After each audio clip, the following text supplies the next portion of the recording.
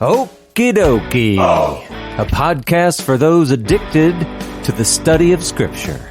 Welcome, fellow addicts. This is your safe place to OD.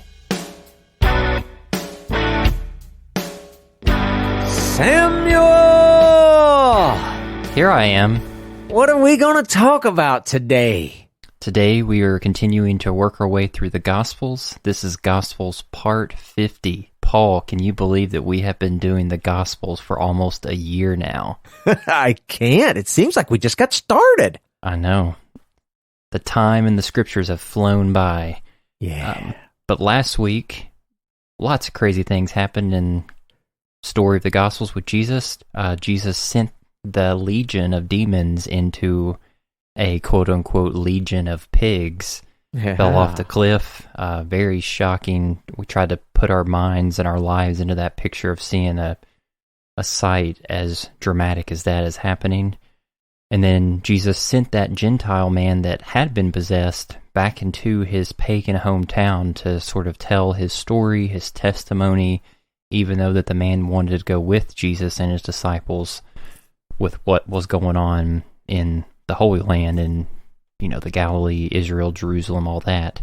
So it's very interesting that Jesus kind of showcased that the man had everything he needed in terms of his story to be of impact to his community. Yeah. And then he and his disciples went back across the sea, and then they bumped into this ruler of the synagogue named Jairus. His daughter was very, very sick to the point of death.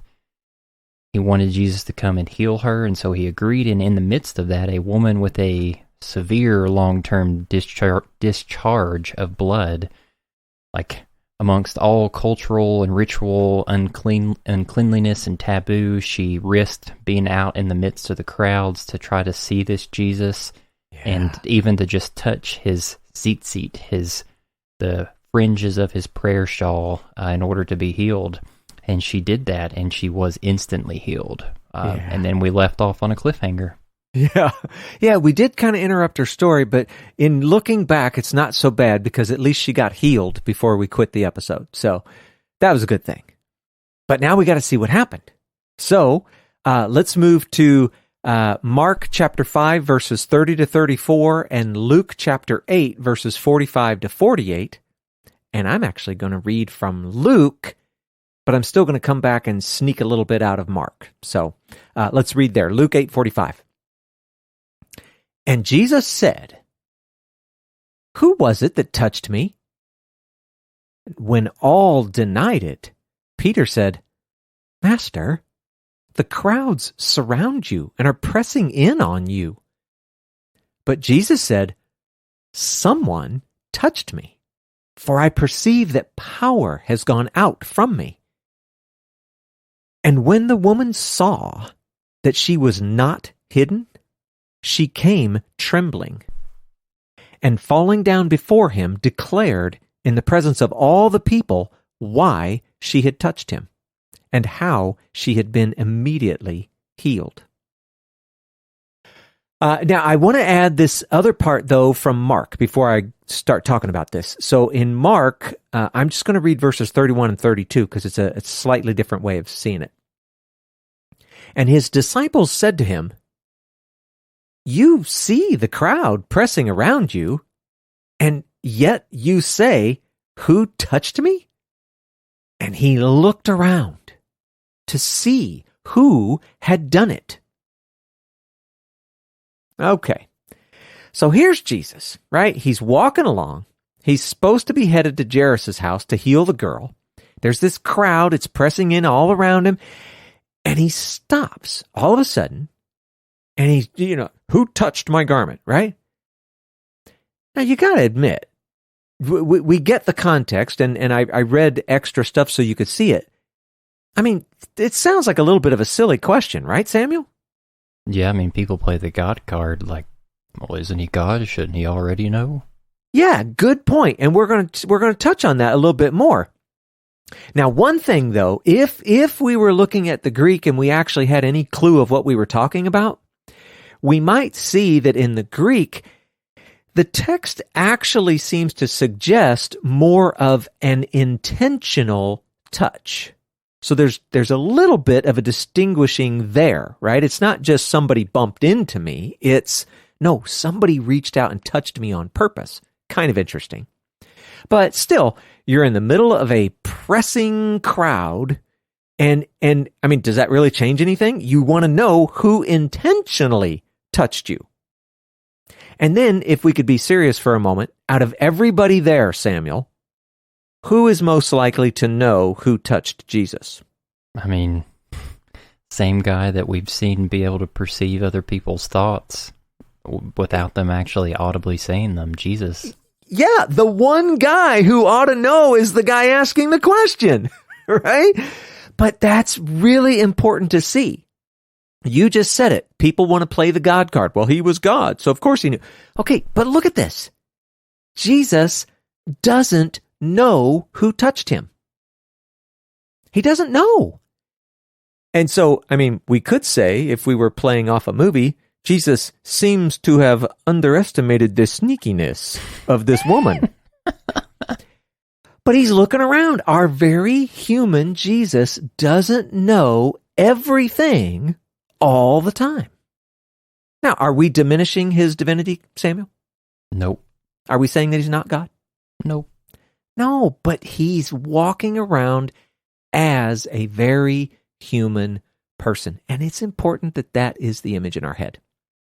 Now, just to not intentionally play devil's advocate, but I'm just thinking about the rabbinic system and how rabbis try to teach things to other people.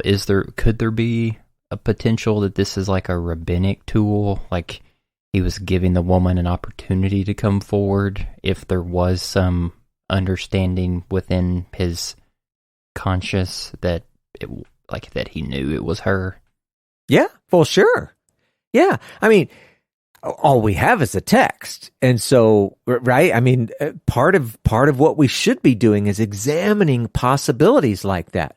Maybe he did know, but maybe he was playing dumb because he wanted to make a point to her. Very, very possible.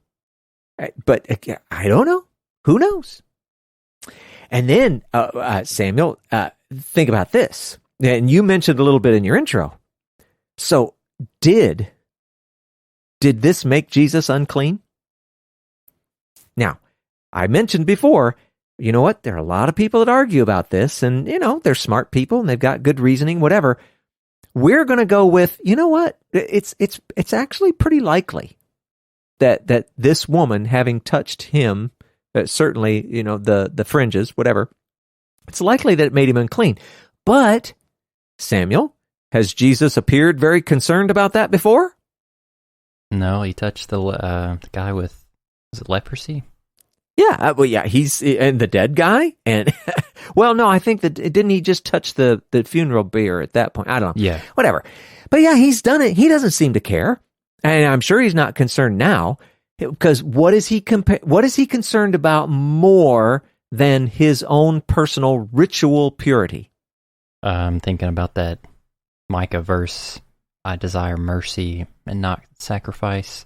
Yeah, he cares about the people. It's all about mercy and compassion. And, okay, now remember, this story about the woman is interrupting the story about who? Jairus and his daughter.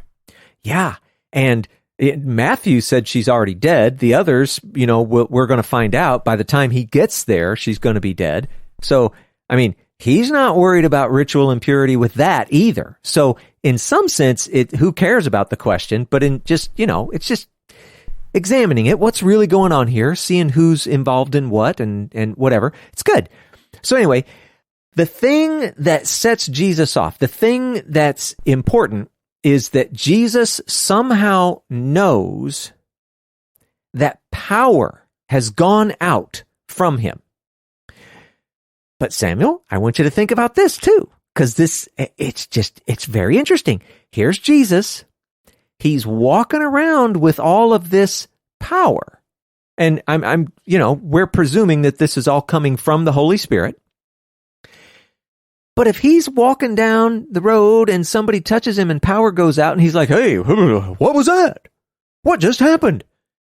Well, does that not mean that he is not in complete control of that power? I mean, I wouldn't. I mean, that response doesn't seem like it is. I'm not sure what you just said. Are you agreeing with me or disagreeing with me?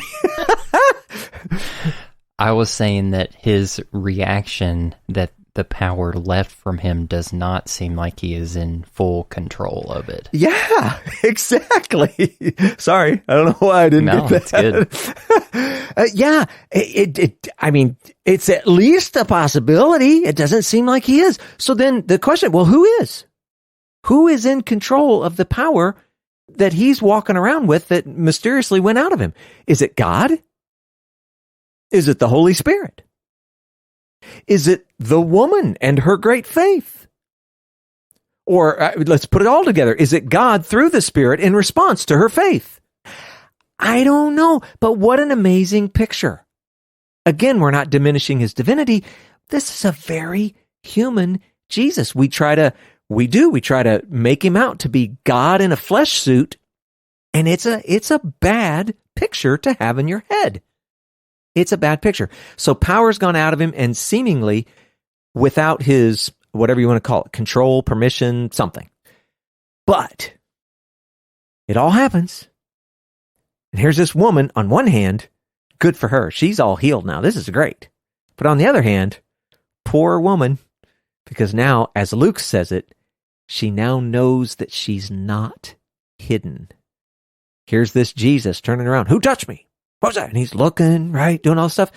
Now, the thing we don't know, okay, did he really know and he was just, playing a game? Or did he not know, but did he figure it out?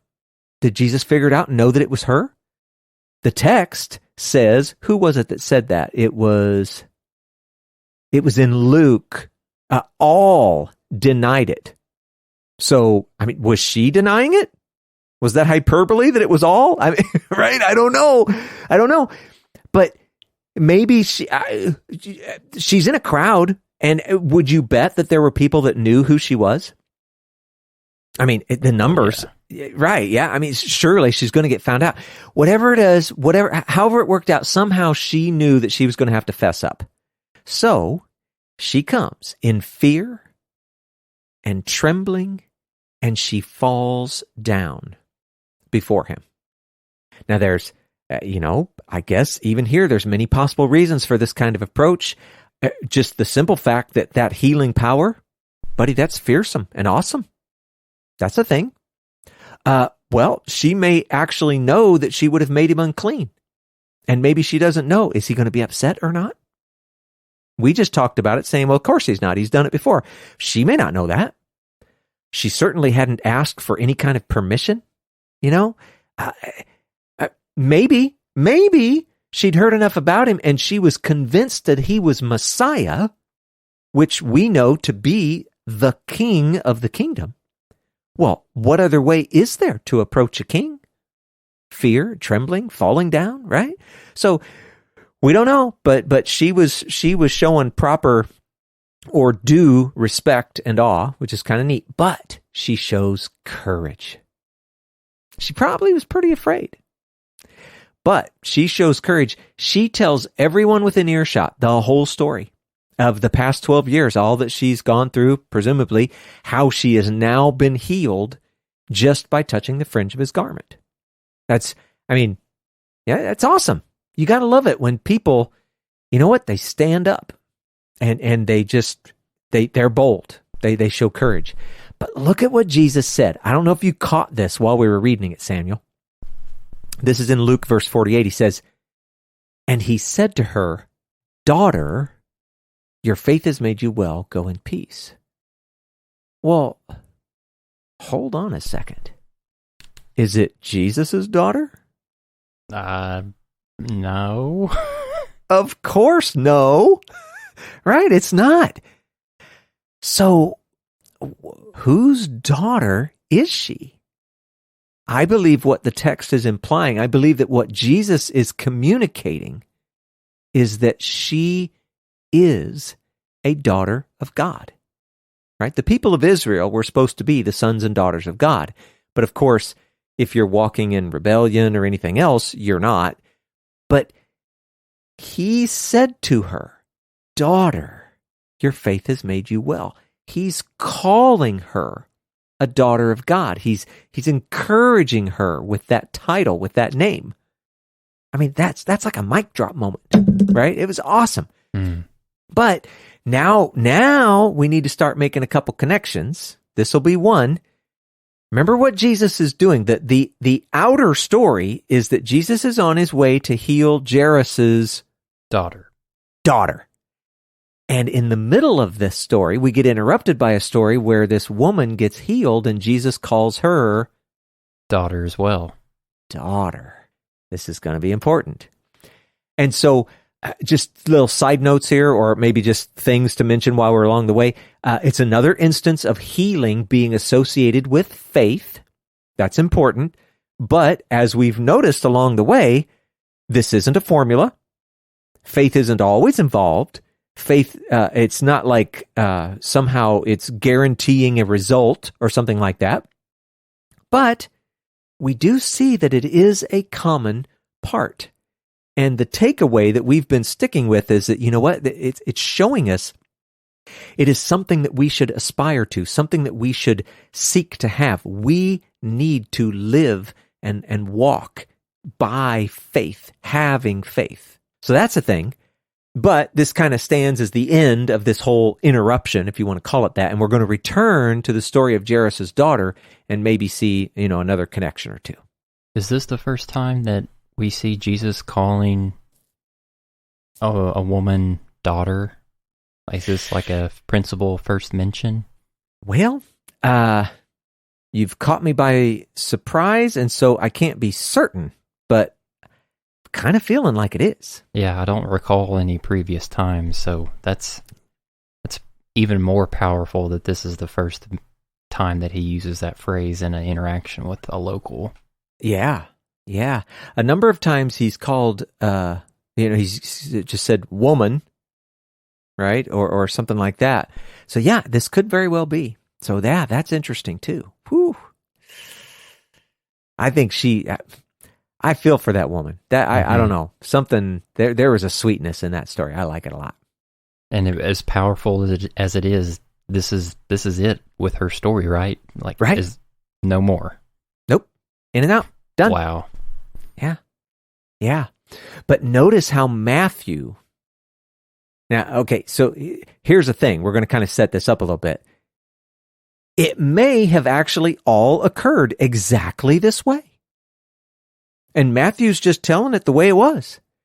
It could also be that Matthew is very slyly inserting this story in the middle of the other story because of the way they connect and how they sort of, two are better than one. They get a better return for their labor. What am I thinking of? Is that in Proverbs?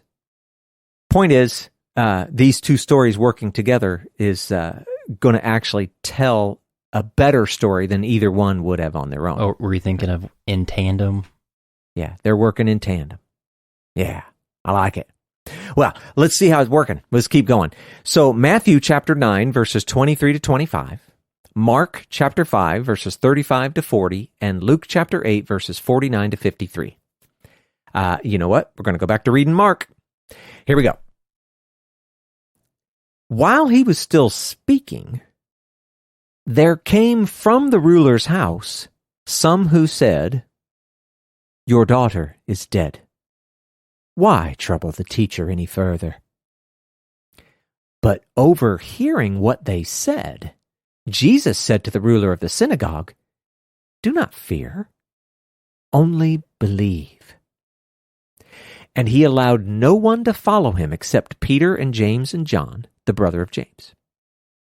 They came to the house of the ruler of the synagogue, and Jesus saw a commotion, people weeping and wailing loudly. And when he had entered, he said to them, "Why are you making a commotion and weeping? The child is not dead, but sleeping." Do you think he really meant for that to rhyme? I don't think so. Sorry, verse 40. And they laughed at him. But he put them all outside and took the child's father and mother and those who were with him and went in where the child was. All right, so Samuel, we've got to get our, cinematic vision going on in our heads. You ready? Yep. So here you got poor Jairus.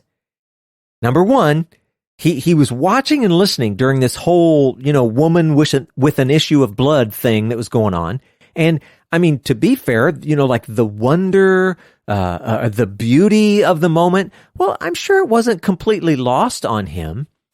And yet, could you blame him? He's probably pretty anxious about his daughter. And then some people from his house show up. And they tell him that his daughter has died. And they encourage him, you know what, just don't stop bothering Jesus. There's no point. She's dead. Now, it's understandable on their part. It doesn't show a lot of great faith on their part, but, whatever. We don't know anything about them anyway. But this has to be an extremely difficult moment for Jairus. He waited for Jesus to return from the Decapolis. He's headed back to his house thinking there's hope, and then he gets interrupted. And then, before they get to the house, she dies.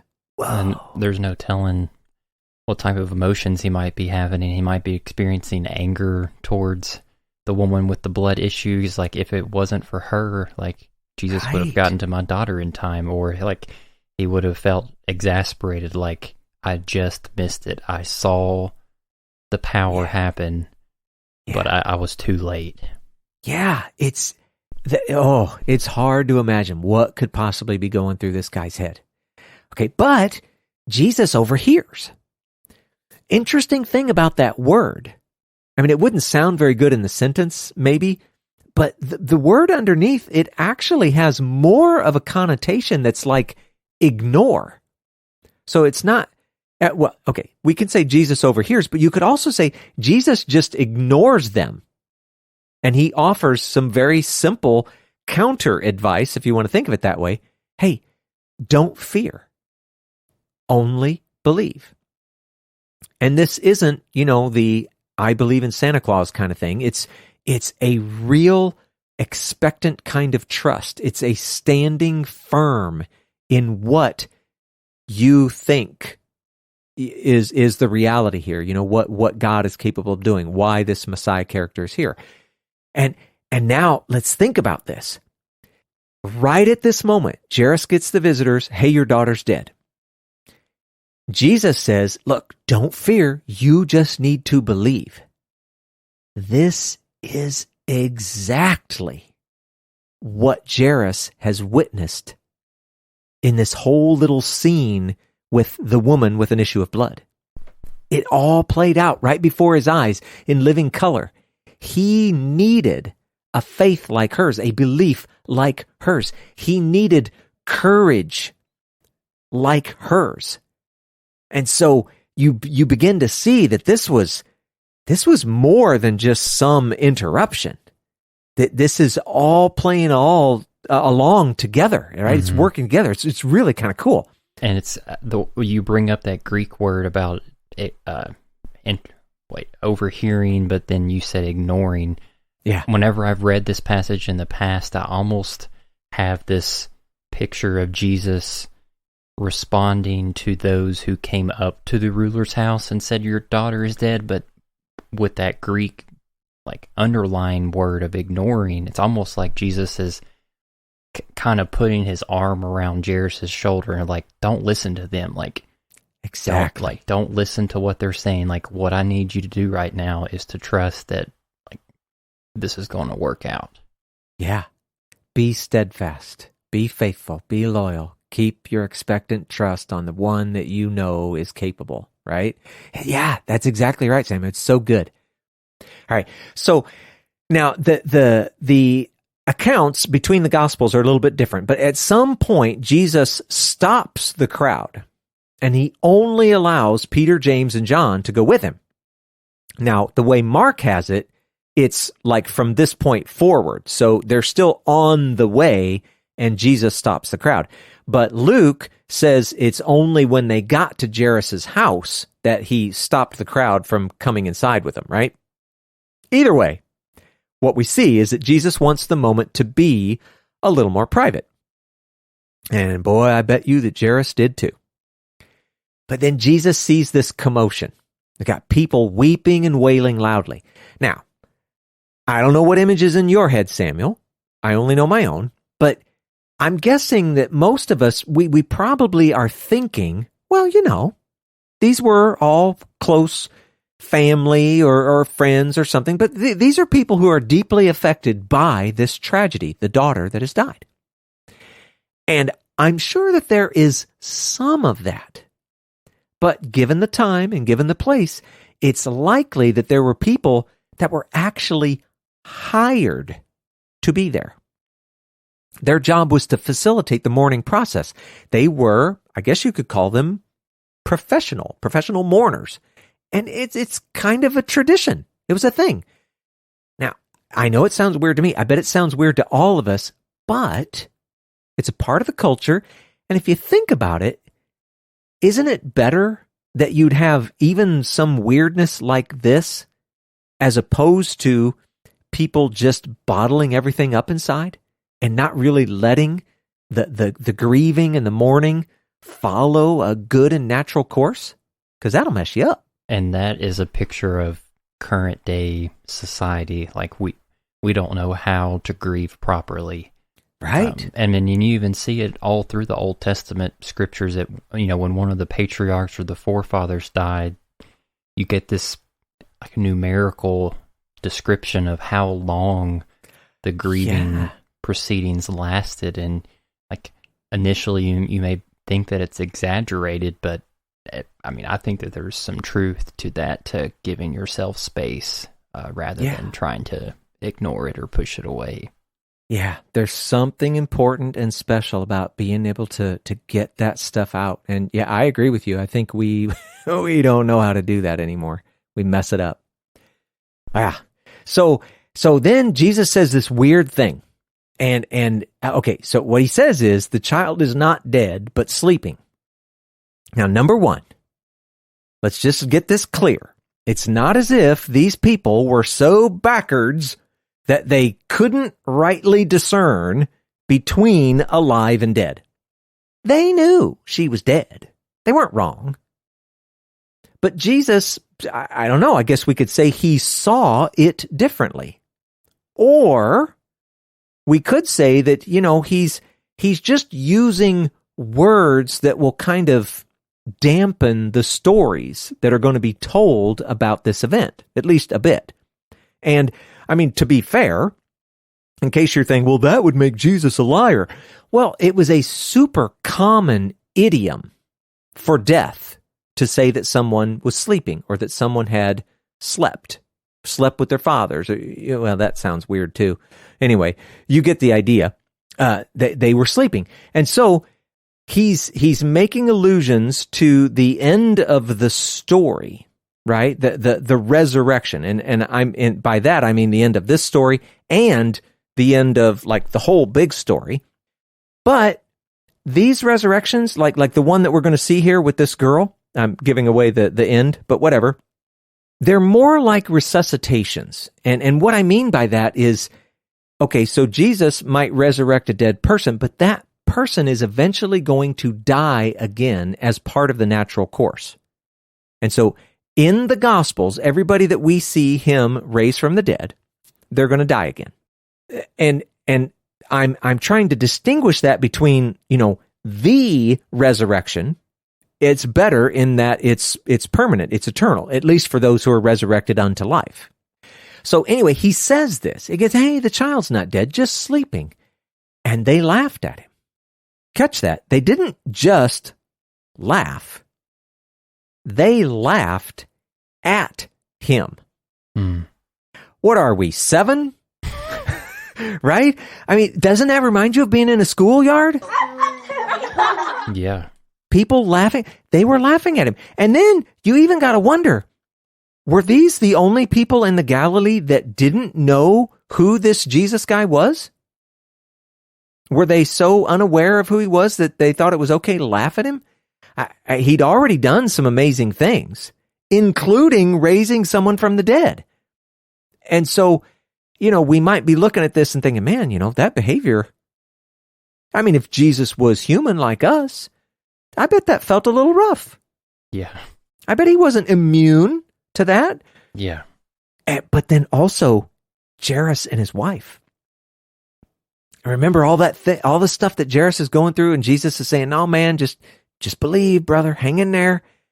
And then there's people are laughing at this guy. Imagine how they're feeling. So in the face of things like this, they needed to not fear but believe. And boy, that would have to be hard. Yeah. Oh, and then go back to the story with the woman with the issue of blood. Like, that miracle is a little bit different than other ones that Jesus has performed, like the sending of the demons into the pigs off the cliff, or healing of a leopard, or resurrecting someone else from the dead previously. Like, her issue was a very concealed, a very sensitive, a very private part of her body. And like, you were going off of her word and saying that she was healed.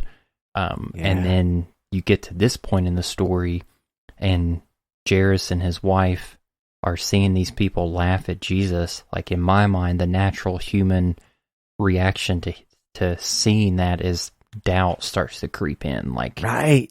Oh no, like, man, were we just like fooled earlier, like just a little bit ago with that woman? Like, is this all a big act? Like, like, did we just waste our time? Like, what is going on? Yeah, when it's your daughter and she is dead. Is it so crazy to think that some person could be going, "Oh man, I hope this dude's for real. This is gonna be embarrassing." Whatever. Yeah, it had to be weird. Now, at the end of the bit we've read so far, just so we got the image in our head, he's in the house, he's with the parents, he's with Peter, James, and John, and of course the girl, the daughter. And, finally, we got a little privacy. And so, you ready to see what happens next? Oh, yeah. All right. So, Matthew, we're going to do the second half of verse 25 and then verse 26 in chapter 9. Mark chapter 5, verses 41 to 43, and Luke chapter 8, verses 54 to 56. And you know what? I think I'm going to read each of these because they're kind of interesting. So Matthew, he's real short and sweet. It just says this. He took her by the hand, and the girl arose. And the report of this went through all that district. Short and simple. Luke says this. But taking her by the hand, he called, saying, "Child, arise." And her spirit returned, and she got up at once. And he directed that something should be given her to eat. And her parents were amazed, but he charged them to tell no one what had happened. And finally, Mark's version says this. Taking her by the hand, he said to her, "Talitha cum," which means, "Little girl, I say to you, arise." And immediately the girl got up and began walking, for she was 12 years of age. And they were immediately overcome with amazement. And he strictly charged them that no one should know this, and told them to give her something to eat. Okay, so there's a lot going on in here. First, we had the little discussion before, did this make Jesus unclean or not, or whatever? And you know what? Doesn't really matter, clean or unclean. He takes the dead girl by the hand, which is completely going to make him unclean, right? Mm-hmm. His dead body, right? So if he wasn't unclean before, he sure is now. But then he speaks to her. And Mark, for whatever reason, he gives us this transliterated Aramaic And it's so weird. When I read it, it looks like it ought to be something like Talitha Kumai, right? But the places I looked said it should be pronounced Talitha Kum. I don't know. It's kind of, I guess the I is silent. So, whatever.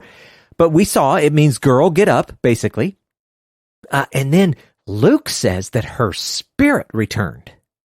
Now, he's including this to emphasize the fact that she really was dead. Remember what Jesus said. She's not dead. She's just sleeping. Luke is letting you know, she really was dead. Your spirit doesn't leave you while you sleep. Unless, of course, you die in your sleep. Whatever. Isn't, just a quick aside, isn't there some Jewish midrashic picture that they hold that when someone dies, their spirit, like their immortal spirit, like stays around their body for like 3 days or something before going to Sheol? Yeah, they do. When you die, your spirit leaves your physical body, and you're right, it's your immortal spirit, your neshama, and it's supposed to linger for approximately 3 days to make sure you're not going to come back to life, that it wasn't some sort of accident or something. It's just a funny sort of tradition, right? Mm-hmm. But it's important when you start thinking about a couple of things, like how long was Lazarus dead? How long was Jesus supposed to have stayed in the grave, right? Those kinds of things. To let you know, look, we're trying to relate this to they're really, really, really dead. So anyway, where are we at here? So she gets up and she starts walking. Now, number one, you start walking around, it's kind of hard to mistake that for still being dead. True? Unless you watch the show The Walking Dead. Well, there you go. Right. Yeah, exactly. So naturally, the people and the parents, they're going to be overcome with amazement, right? And I'm sure they're extremely happy. This is all fantastic. And then it's so interesting that for whatever reason, Mark decides to include, of course we do know why, that the girl is 12 years old. Now, Samuel, how long did that woman suffer with an issue of blood? 12 years. And how old is this girl? She is 12. And what did Jesus call the woman with the issue of blood when her faith had made her well? Daughter. And what is this 12-year-old girl? She is Jairus' daughter. Yeah. And what is the other, the most famous use of the number 12 in all of the scriptures? The 12 tribes of Israel. Yeah. And what is happening to the woman who's been sick for 12 years and the girl who was 12 years old? They've been healed. Yeah.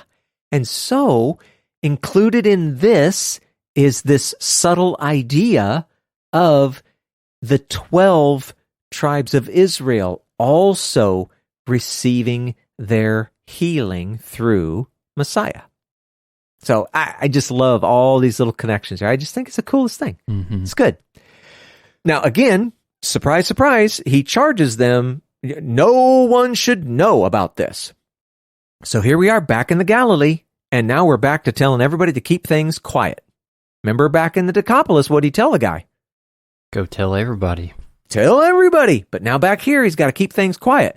And so you remember Jesus set it up.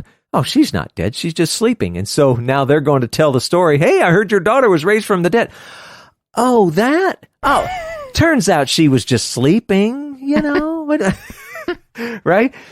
But, whatever you think of it, how weird it sounds or funny it sounds or whatever, the threat from Herod, the threat from Rome, whatever, it's all just too great back here in the Galilee, back in, Israel proper.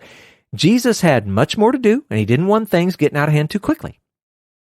But then, weird little extra bit. He told them to give her something to eat. Okay, these Gospels, they got a lot of stuff in them. And we've talked about how on one hand, they seem extremely dense. And on the other hand, they leave lots of room for you to think and imagine and try to understand what was going on. Does that not seem like a weird bit to include? That does seem odd. Yeah.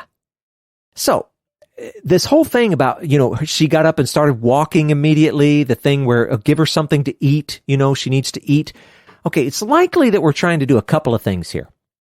Number one, I think maybe the more obvious, we're trying to show that she's not only alive, but she has been completely restored in her health. I mean, she can walk, she can eat, she can resume, presumably, all kinds of ordinary living. So that part, we get that. But number two, I think this is going to go back to first century culture.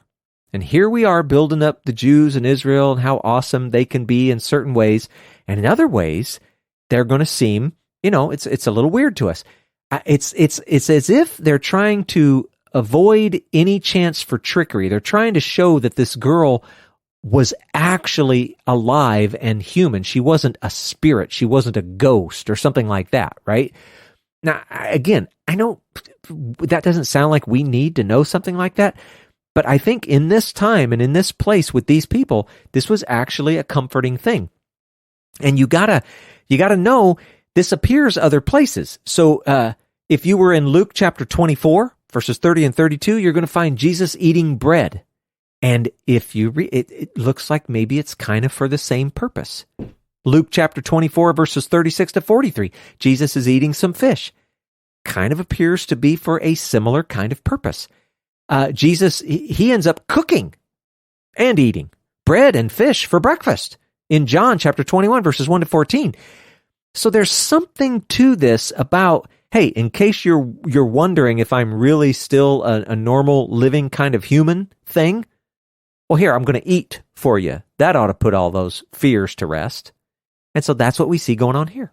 Yeah, and just to clarify, those passages that Paul was referencing are connecting to after Jesus had been raised from the dead. So like there seems to be references in the text between someone being raised from the dead and then eating food as some type of picture or imagery to show that this is indeed like genuine, like real life, not something that's fake.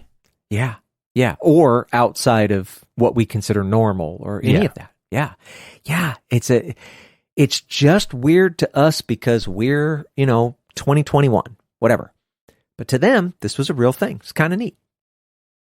All right. So the thing is now we've had, sort of like these sandwiched stories and all these things going on. And all of a sudden we're just moving on to some new stuff. You ready for that, Samuel?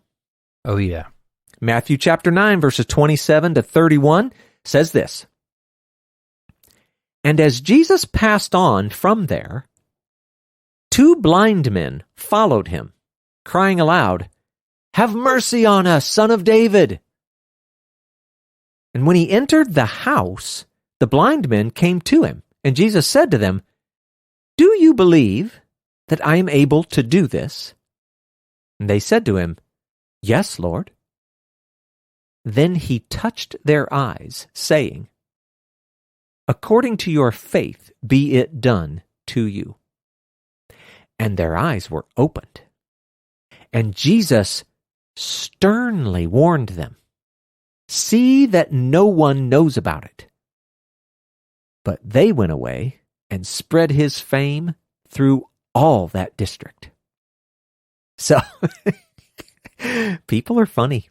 You just can't tell them what to do. Mm-hmm. So, now, the thing that's weird about this is, we start reading right there, and the way Matthew's telling the story, you get this sense that Jesus, it's almost like he's all by himself. He's just alone. And we have no way of knowing. And later, as we keep reading, you're going to see it sure doesn't seem that way, but it's just weird. The way that these little narratives get strung together, sometimes you just can't tell what's going on. But anyway, I find this amazing. A couple of blind guys start following him. Well, how did they do that? Talk about blind leading the blind, eh? Yeah, it's just weird. And they're continually calling out, "Have mercy on us, Son of David." Okay, so let's just be honest. Could it not be that was kind of irritating? people following you, crying out the same thing over and over and over. I'm sure it wasn't to Jesus, but you know what I'm saying. It could have been irritating. On the other hand, it's so impressive. These guys are blind, and they're following him. And who knows? Maybe like they had somebody helping them or something. I don't know. But notice what they said. Have mercy on us, Son of David. So we could say that they actually see better than many sighted people. They recognize that he was the Messiah. Son of David, clear and unambiguous title. We've talked about that. They could see it. But then, okay, so again, I'm trying to play this movie in my head. Kind of looks like Jesus is alone. Maybe he is, maybe he isn't. You got blind people following him, whatever. And then it says, when he entered the house. So what is Jesus like? Did he like duck in the house?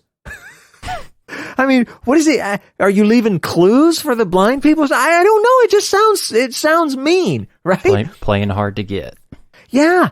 And it doesn't say a house. It says the house. So, we have to guess it's probably Peter's house back in Capernaum. Again, we don't know, but whatever. We think so. So here's Jesus. And I don't know, maybe I'm being too silly, but it kind of looks like he's just ducking into the house, trying to avoid them or not. We really can't tell. But remember, they're blind. Anyway, he's not going out of his way to help them. In so many other instances, we see him so willing. These guys are like following him, chasing him down. Have mercy on us. And he's just walking and ducking in the house, whatever. It's very weird, but they persevere. And I guess maybe we should stop for a second and say, you know what? Maybe there's a little bit of a life lesson for us here. Somehow, these blind guys find their way into that place where Jesus is. Now, we're not endorsing you to go break into someone's home. No. But perseverance is key. Yeah, exactly. Yeah. And then, so after all that, and I'm just pointing out how weird some of these stories can be. So they do all this stuff, and then Jesus asks this question. Do you believe? Now, after the way this whole thing was set up, that sounds a little strange to me. I mean, Samuel, in what scenario are they going to say no? It's just weird. And then what does he ask? Do you believe I am able to do this? Well, do what? Have mercy on them? Because in the story, that's all they asked for. Have mercy on us. Do you believe I'm able to do this? Well, okay. Am I just being a little overly literal there, Samuel? Seems a bit like hyperbole. Yeah, I'm doing that on purpose. Everybody knows what they're looking for. They want to be able to see with their eyes, right? But again, the storytelling, it's weird. And it's good to notice stuff like that.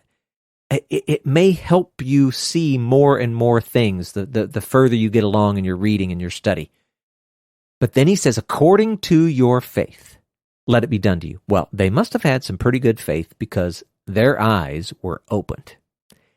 And we see, now there's this obvious connection that the gospel writers want us to see between faith and God's response. And still, because we've talked about this a lot, we know it's still difficult to grasp fully. Because we've seen some people have had some amazing miracles that were performed. The way the story's written, it's like it's due to their faith. And yet there have been other stories, equally amazing results. And yet, in the story, there was no real connection made to anything about belief or faith. Nothing's mentioned at all. Jesus just does it. So again, these stories should be encouraging us and motivating us to live as those who believe, those who have faith. It's just not a formula. Don't let that mess you up. And then one more time, Jesus warns them to tell no one. But this time, sternly. Now, that is a strong, harsh word. This was like fear-inducing, damage-causing kind of warning, right? It's sternly warning them not to tell anybody, which is, picture that. Picture Jesus doing that. And still, they don't listen. They tell anyone who will listen. And here's poor Jesus. He just wants some obedience. That's all he's talking about with the kingdom, man. Mm-hmm. He can't even get people to keep their mouths shut. It's just, I don't know. It's a funny picture to me. Yeah. Man, this story has been so provoking to me over the past 2 or 3 years. I've come back to it time and time again. You can take it so many different ways. Like, I'm thinking about other times when people approach Jesus asking for healing, and he didn't respond with this kind of questioning the person's motive. And in other stories, Jesus would just say, like, according to your faith, let it be done for you. But, I mean, we have no idea, these blind men, like, are they hearing about what Jesus is doing through the accounts of others, and they're wanting to jump onto that train, and, you know, they're giving Jesus this title because they're wanting to experience the same thing of what they've heard, and then Jesus kind of playing off of these social cues is kind of getting to the quote-unquote heart of the matter, and, like, potentially asking these two guys, like, hey, like, I know what you've heard, but, like, ask yourself, like, do you believe that I'm capable to do this thing that you so earnestly want to experience in your life? Yeah. And I feel like that's such a rhetorical thing for anybody that reads that passage now. Like, and it doesn't even have to be with an expectation that some miraculous thing is going to happen. It's almost like Jesus is asking the reader, whoever it is, like, do you believe that I'm able to navigate whatever it is that's going on in your life to some course that's going to glorify, you know, God, and it's going to bless you, like, in, like, blessing others as well. So I just love this story. I think it's very, very convicting in a lot of different ways. Yeah. Well, Samuel, I've only got one thing to add to all that you said. Well said. Cool. Yeah, I like it. That's good. All right, let's try and sneak in one little bit before we close. This is Matthew chapter 9, verses 32 to 34. It says this: As they were going away, behold, a demon-oppressed man who was mute was brought to him. And when the demon had been cast out, the mute man spoke, and the crowds marveled, saying, Never was anything like this seen in Israel. But the Pharisees said, He casts out demons by the prince of demons. Isn't that crazy? Where'd they come from? No. Yeah. So, okay. So he's going along. I mean, it just seems like everywhere Jesus goes, if it's not one thing, it's another. There's a callback to Rosanna Dana for everybody out there that's old like me. So these blind guys leave, and a demon-oppressed guy shows up. And apparently, the manner in which he was, the demon was oppressing this guy was by preventing him from speaking. So Jesus casts out the demon. And, okay, did you notice, did he say anything about faith? Has anybody said anything about anything? No, Jesus just did it. So there's another example. Just goes back and forth. Now, another side note, you know, we today often try to make a distinction between oppression and possession. Yeah, I was just about to ask, was there a difference with the usage of this word? Yeah, I think in this time and in this place and with these people, no, they just really don't care. And I shouldn't be so bold with that. The point is, they all get cast out. And so even though they might say the word oppression, they're still going to cast it out. And so there's a real blur there in their day, right? So we make more of a distinction than they did.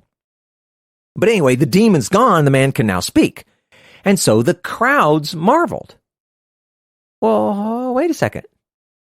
It was reading like he was alone before, and now there's crowds, right? So there's another example. It just, the narrative, it's kind of choppy. It's kind of weird. But anyway, we still think he's around Peter's house. Now all of a sudden we got this crowd. And this, of course, we saw that during the parables. That was another weird thing about how they went back and forth. But it's a really good indicator that, if you've got this image in your head that Matthew or any of the other three guys sat down and they just started writing and they compiled this thing and they went top to bottom, and it probably didn't work like that. The gospel, it's probably connecting chunks, assembled fragments, right? People trying to put them in the right order. Matthew would have been the source, but it doesn't mean that this was exactly the way Matthew wrote the whole thing, and so it's going to feel a little weird at times like that. It may be in chronological order, or it may not. Just depends on the section. The point is, you just kind of got to go with the flow. We're trying to present you the chronological view, and so we're skipping all around the Gospels.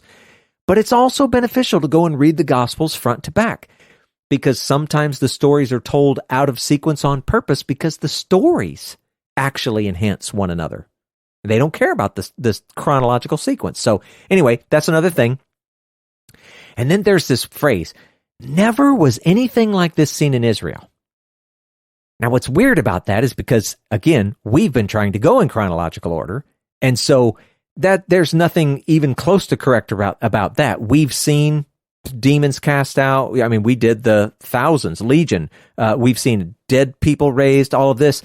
So, I mean, why would they say this here? Oh, maybe our ordering isn't correct, or you know what? Maybe just the particular group of people that we're talking about right here at this moment, well, maybe they haven't seen anything like this. You know what? It kind of doesn't really matter. We get the sentiment. They are marveling, and they're expressing this the best way that they know how. And so it had to be pretty amazing. I mean, you got to admit, if you were around, even if you'd seen it before, it's got to be amazing every single time, right? But more than that, we might be alluding back to Moses, whether the people saying it meant that or the way Matthew's writing it or whatever. But at the end of Deuteronomy, chapter 34, verses 10 to 12, it says that none had arisen like Moses. And so they hadn't seen anything like this in Israel. Well, wait. Moses never got to go into the land. Moses did all these amazing things, but it was all outside of Israel. That's cool. And now you've got this Messiah in Israel, and people probably thinking that he's the prophet like Moses. Mm. And so none had risen like him. And so they say never was anything like this seen in Israel, right? So you can kind of see the connections there. I just think that's super cool. And then, weirdness of weirdnesses, the Pharisees, they like show up out of nowhere. We should be clear, this isn't all Pharisees. This is just some. Some Pharisees were really fans of Jesus. We've talked about that a number of times. But, wow, talk about wet blankets. And Jesus, he's going to get at this later. You've probably maybe heard something about the story like a kingdom divided against itself can't stand, that kind of thing. For now, though, this is just a vivid image of people refusing to see what is before them. Now, when I'm talking about other people, that probably sounds good and true and right. But we turn this around back, like put the mirror on ourselves. This is also very similar to the way we only see what we want to see. And we all do it. Don't be too judgmental. We do this stuff all the time with all kinds of things. And including, maybe even especially we do this when we're talking about what we believe, our theology and our doctrines. So be careful. Don't be like these guys. They didn't want him to be the Messiah. He didn't fit their mold. They didn't want him to be the one who was faithfully delivering God's message because it didn't match their message. So, if he wasn't on God's team, well, what are you left with, Samuel? Whose team are you going to say he's on? The enemy. That's right. He must be in cahoots with the Satan. Yeah. The Satan. So there you go. I really like what you said right here about the Pharisees. I think it humanizes them a lot more, and hopefully will give listeners a better sense of empathy on their response instead of just automatically discrediting what they're saying. Yeah. Because like one of the things that just came up in my mind is like, I mean, it happens all the time within people inside the church or the assembly, whatever you want to insert your description there, and then those that are outside of it. Like those who are on the outside see people who are in the faith experiencing fruit and goodness and growth, and then they'll say like, that's not real. Like they're just using this system in order to better themselves. But there's nothing like spiritual or transcendent going on. And then on the other token, some people within the church will look at those who aren't believers and walking in the faith, like doing good things, promoting philanthropy and charity, and they're like, well, that's not real. Like, since they're not a Jesus follower, all that is like built on false pretenses, and it's just all a big act or show. But I think the unbiased view should be like, God works in both of those aspects, like within the assembly, and he showcases his attributes to those who aren't in relationship to invite them in to be on his team. So I just think what you said is really good. Yeah, what you said was really good. It's we have such a propensity to be prideful and arrogant, and to be completely blind to it. We're just good at it, all of us. So this is good stuff. Well, you know what? People can spend... Oh, go ahead. You were going to say something. No, I was just going to say it reminds me of Jesus' parable about the tares and the wheat. Like, we shouldn't be busy trying to pluck out the weeds among the wheat, because we might accidentally pull good things out in the process. That's right. Well, I say that we give people about a week to think about all this stuff while we get the heck out of here. Oh, yeah. Lots to wrestle with. Let's do it. All right. Let's cut it off right here. Okie dokie. Thanks for listening to the Okie Dokie Most podcast. Please don't forget to subscribe so that you never miss an episode. And we would love it if you leave us a rating and a review to let us know how this content is impacting your life. You can find out more information about the podcast at our website on www.okidokimos.com. And if you'd like to get a hold of us, please feel free to send us an email at okidokimos@gmail.com. And until next time, we pray that you will do your best to present yourself to God as one approved, a worker who has no need to be ashamed, rightly handling the word of truth. See you all next week.